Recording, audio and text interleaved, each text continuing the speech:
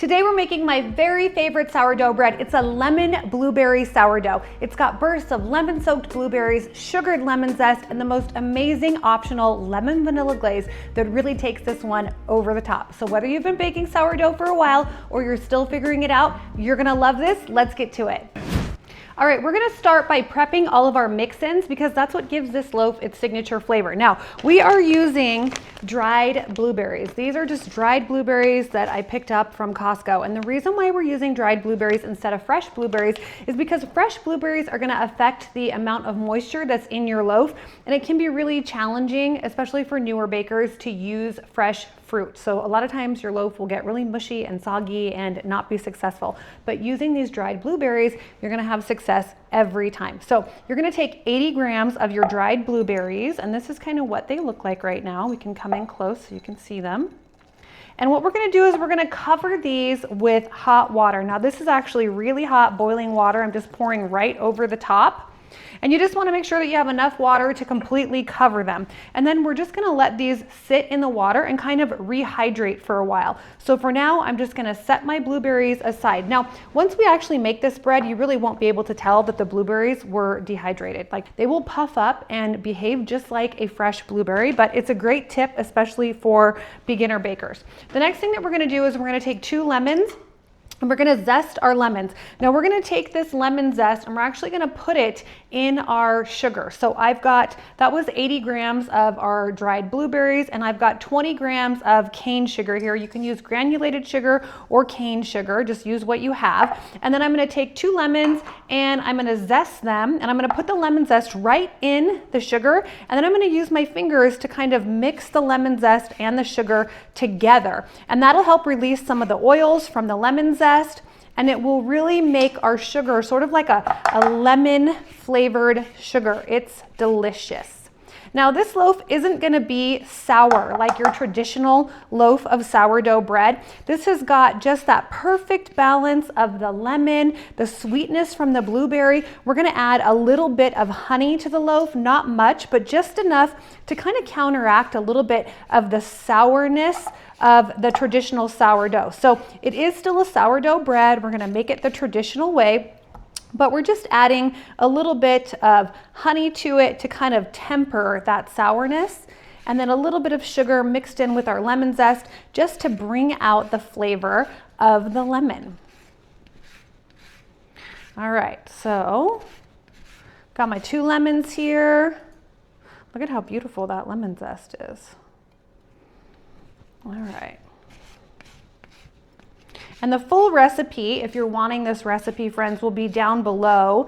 I'll have the recipe down in the description, and then I'll also have a link to the full recipe with all of the instructions and everything that you can download if you want that. Okay, so we're gonna come in close here, and you can see I've got my lemon zest mixed in with my sugar. Now I'm just gonna take my hands here and I'm going to squeeze the sugar and the lemon zest together. This is gonna release the oils from the lemon zest and give me this beautiful lemon sugar that I'm gonna put in my loaf later. And friends, this is really going to put this loaf over the top. I promise you, this is one of those like showstopper loaves that people are like, what, you made that? Yes, you did. So this is what our sugared lemon zest looks like. Here, you can see that. All right, so we're gonna set that aside. And then the last step is that I'm going to juice my lemons because we're not gonna waste the rest of these lemons. We are gonna make an optional lemon and vanilla glaze that's gonna go over the top of this bread that is just going to like blow your mind. It's so good. Okay, so we're I'm gonna juice my lemons. These are big lemons that I got today. See what we can get out of them.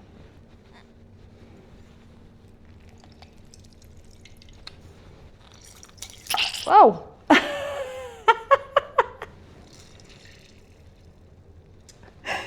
Okay. And then after I juice these lemons, should have got smaller lemons maybe. I'm not gonna throw away these peels. I'm actually gonna take these lemon peels and I'm gonna throw them in the bowl with my dried blueberries and water. And that extra lemon is just going to add a little bit more lemon flavor to those blueberries. And you know what? I have been known to start snacking on the blueberries while they're over here, because these blueberries, when you add that hot water to them and then you add these lemon rinds, let me just tell you, it like takes them over the top. They become like lemon scented dried blueberries, and they're just absolutely delicious. So, all right, so I'm gonna take my lemon peels here, throw them in, let me show you that, and just throw them right in the bowl with my dried blueberries. And those are just going to sit. So I've got my dried blueberries with my water and my lemons, and then I've got my sugared lemon zest right here and my lemon juice. And now we are ready to move on to make the dough. All right, we're moving on to step 2. This is called the Autolyse, where we're just gonna combine our flour and our water. So I've got 403 grams of bread flour, and I do recommend that you use a high protein bread flour. And then I've got 282 grams of filtered water. I'm just gonna add the water directly to my bread flour, and then I'm gonna just mix it up. And I will eventually get in here with my hands. Sourdough is just kind of a messy process. There's really no getting around that. So a lot of people will skip the Autolyse, and I never skip the Autolyse. It's actually one of those small steps. It's easy to do. It does make a difference in the quality of the bread, and it makes the dough a lot easier to handle later on. So I'm kind of one of those people that's like, you know what, if I can do it, if it's easy, if it makes the process easier later on and the bread's gonna turn out better, then I'll do it. So I never skip it. And really, that's all this process is. You're just adding the flour and the water together, mixing them up, and this is actually starting to develop the gluten in your bread, and it's hydrating the flour. So we just mix these up. It's gonna be kind of a shaggy dough, which is completely normal at this stage. And once you've got it combined, just so there's not too many dry bits of flour, then I'm gonna cover this and let it sit for about 30 minutes, and that's really it for the second step here. That is all the Autolyse is. Okay, so you can see I've got my dough here. I've mixed together my flour and water. It's well combined. I'm just gonna leave it right here in the bowl. Cover it, and we'll come back in 30 minutes. All right, step 3 is where we're gonna add our starter, our salt, and our honey to our dough. So my dough's been sitting here for 30 minutes. All I have in this bowl so far is my water and flour, and now I'm gonna add my 80 grams of starter. And again, the recipe is gonna be linked down below, but this is 80 grams of my active sourdough starter. And then I'm gonna add in 18 grams of honey. Now this isn't very much honey, but what this honey is gonna do is that it's going to just kind of balance out a little bit of the sourness from the sourdough starter, because we don't want this to be a really sour loaf. We want the lemon and blueberry flavors to shine through more than anything else, okay? And that's what the honey is gonna help. It also helps with the texture and keeping the interior of the bread nice and soft. And then that was 18 grams of honey. And then I'm gonna add 8 grams of salt. And I'm gonna just sprinkle that right over the top. So I've got my starter, my honey, and my salt. I'm gonna put my hand in this bowl of water here. You can see that, just because when your hands are wet, it makes the dough a little bit less sticky. And now I'm gonna use a dimpling motion. I'm taking my hands and just dimpling the starter and the salt and the honey into the dough, sort of like you would do if you were making focaccia. And it's okay to be a little bit aggressive at this point. We haven't created any gas or anything in our dough, so there's no bubbles to deflate. Right now, we're just mixing everything together.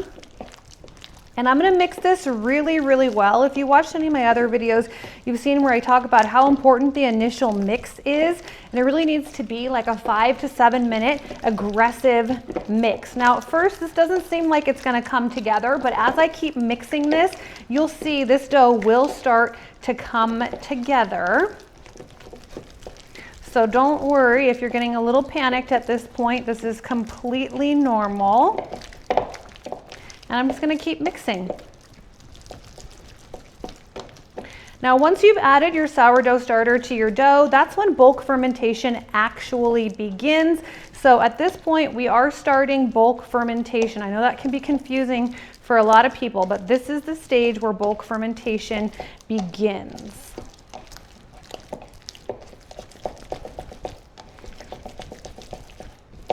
And the mixing technique that I've switched to is I'm taking my hand in like a cupping motion, and I'm actually pulling the dough towards the side of the bowl, and it's kind of slapping it against the side of the bowl and my hand. And that is just developing the gluten. And this is a really important step for successful sourdough. You really need to develop and strengthen the gluten, and this is the best time to do that during this initial mix, because you can be a little aggressive with the dough. You don't have to worry about deflating it, which is what will happen if you tried to do this later.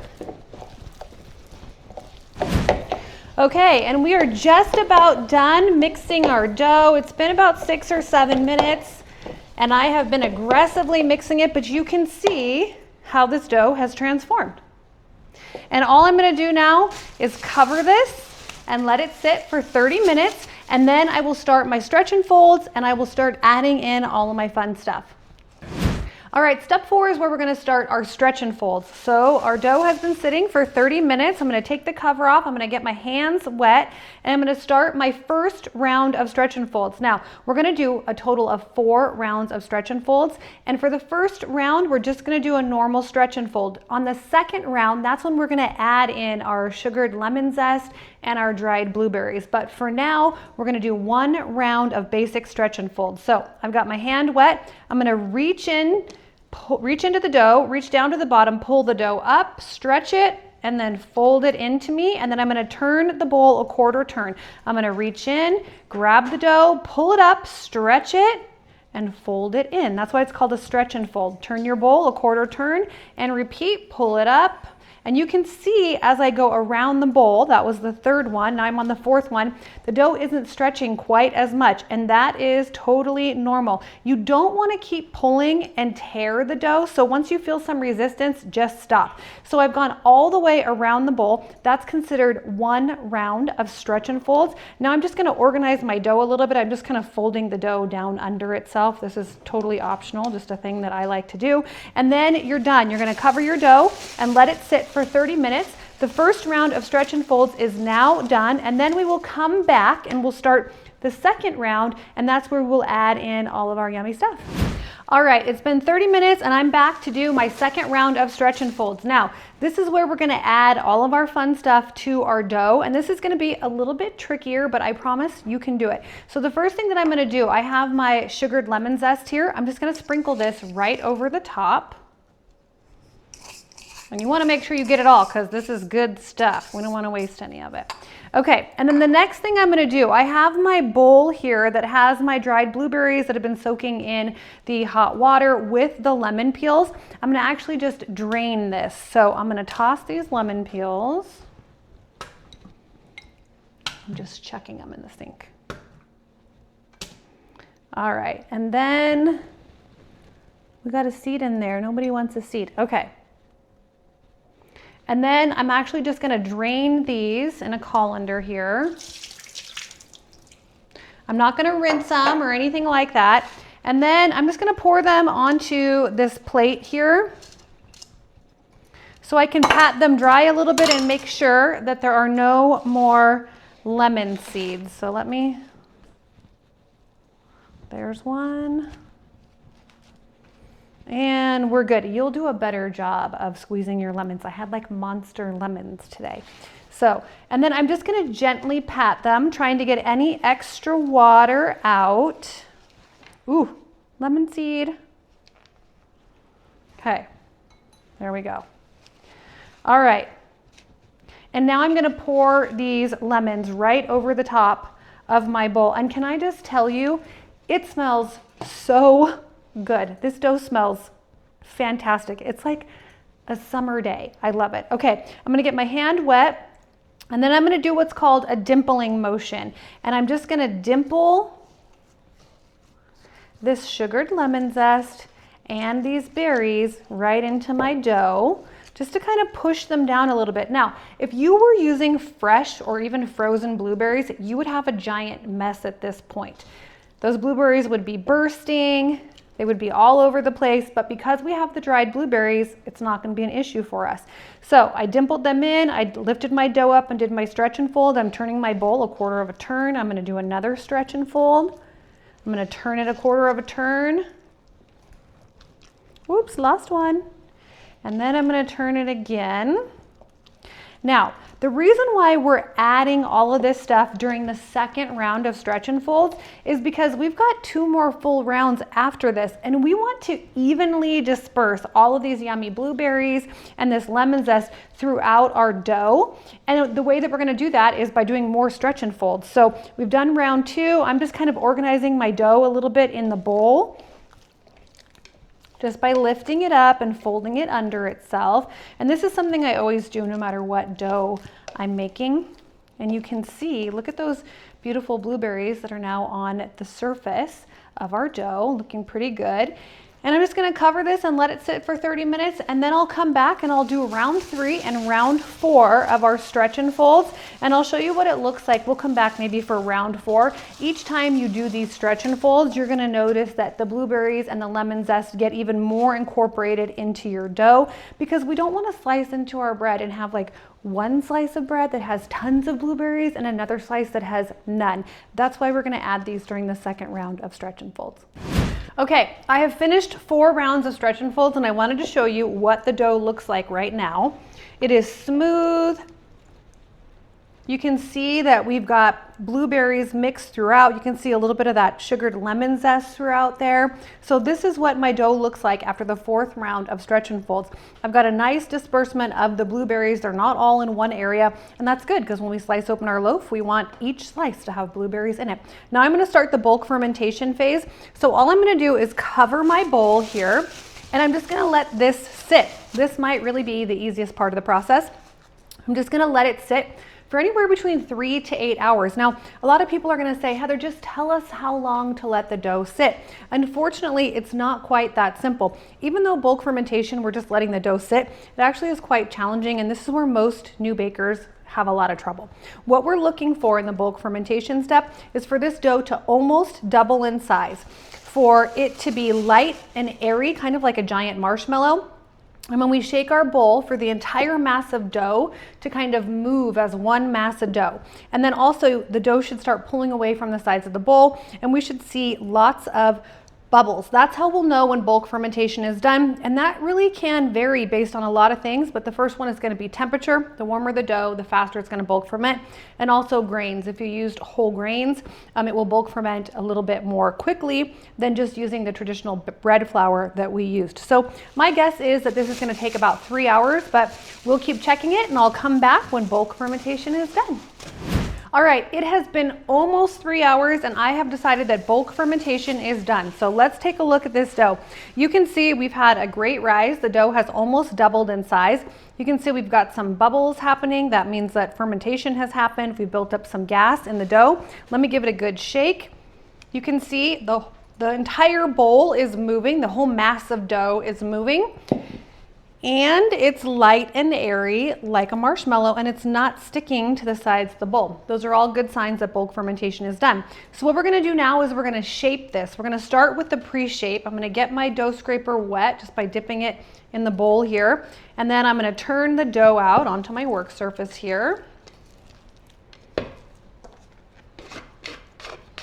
Okay, and then I'm going to use the straight edge of my dough scraper to pre-shape my dough.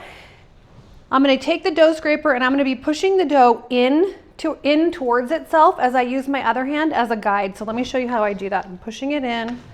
And the goal with the pre-shape is just to get the dough into a round. Okay, so we're organizing the gluten, shaping the dough into a nice round. You can see all those blueberries and the lemon zest. Okay. All right.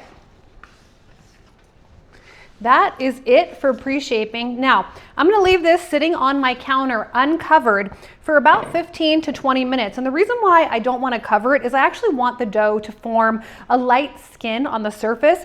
That way when I flip the dough over to do my final shaping, the skin side will be down on the surface of my counter and the dough won't stick, and I won't need to be adding any flour or water or anything like that. So I'm going to let this dough sit here and relax. The gluten's going to relax a little bit and the dough is going to form a light skin, and then we'll come back in 15 minutes and we will do our final shaping and put it in our banneton. All right, the dough's been resting for about 15 minutes. You can see when I touch it, it's not tacky or sticky at all. And now I'm gonna do my final shaping. So I'm just gonna flip this over. I'm gonna spread the dough out just a little bit, and then I'm just gonna do a letter fold. I'm gonna fold it up, fold the bottom third up, take the top third and fold that right over, just like if you were folding a letter. Then I'm gonna rotate my dough and I'm gonna roll it up.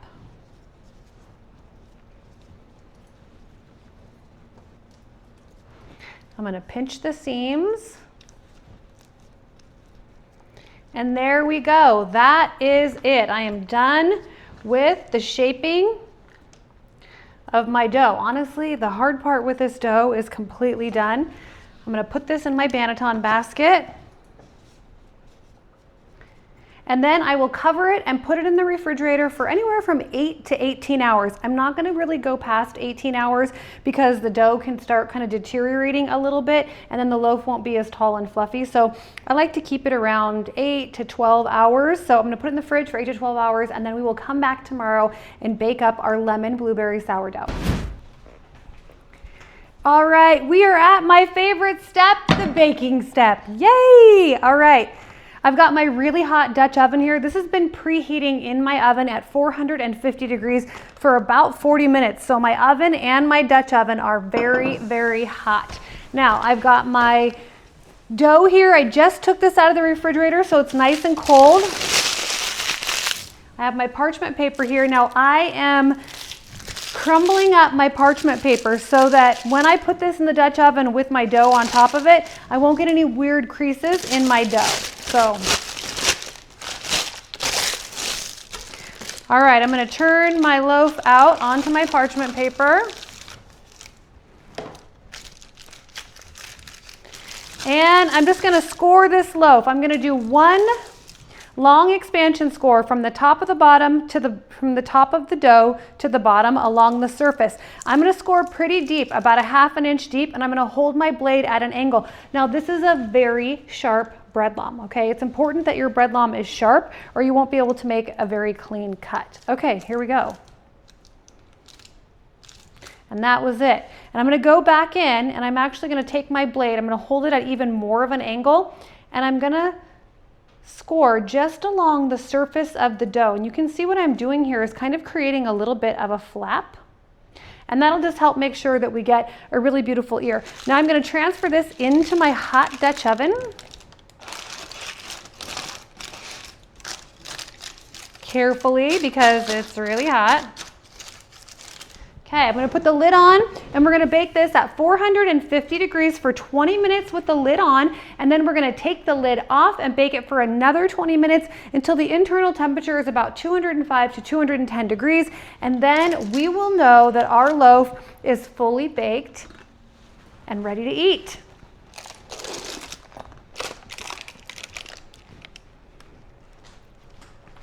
All right, while our bread is cooling, we're gonna make the optional lemon vanilla bean drizzle. And it's optional, but really don't skip it, because honestly, when you slice into this bread and then put a little butter on it and then drizzle this over the top, it takes it from really good to amazing. So what I have here is just some powdered sugar, and then I'm gonna add some of that lemon juice that we reserved.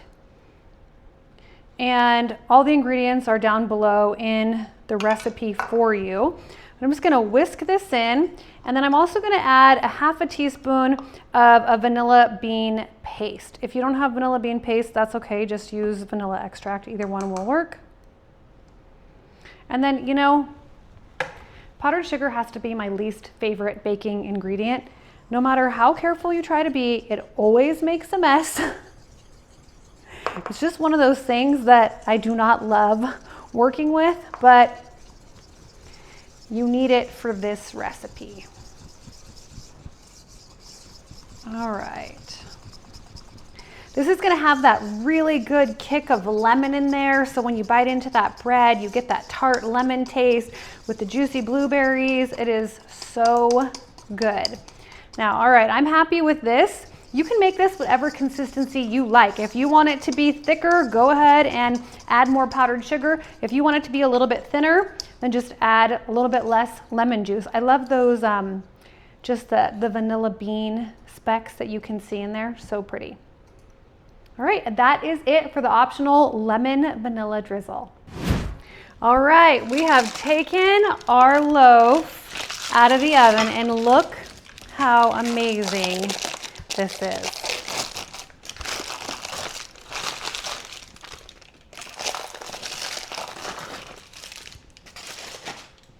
Beautiful loaf of blueberry lemon sourdough. It's gonna be so good. Now, it's soft. It's got a little bit of blueberry and lemon. It's just gonna be absolutely amazing. Let's slice into it and see how it looks.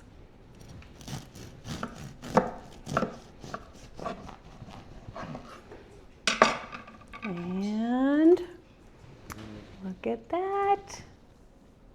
There we go. You have a beautiful loaf of lemon blueberry sourdough. Now this is the kind of bread that's gonna make people say, wait, you made this? And you know what's gonna make it even better? Let me show you.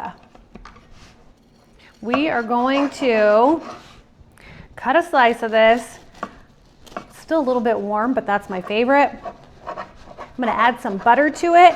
And then remember that lemon vanilla drizzle that we made? We're gonna put that on this. Let me show you. All right, I've got my butter here. Because what's bread without butter? You need butter, right? And let's just be generous with it because why not? And here is that delicious lemon vanilla bean glaze. And watch this. This is gonna take this bread over the top. Oh, it smells so good. I wish you could smell this. I mean, this is so good.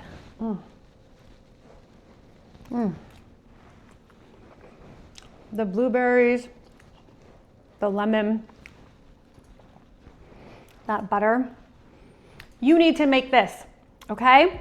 And if you're new to sourdough and you're looking for a video that will walk you through the entire process from start to finish, watch this video next. I give you all the steps that you need to make an amazing loaf of sourdough bread.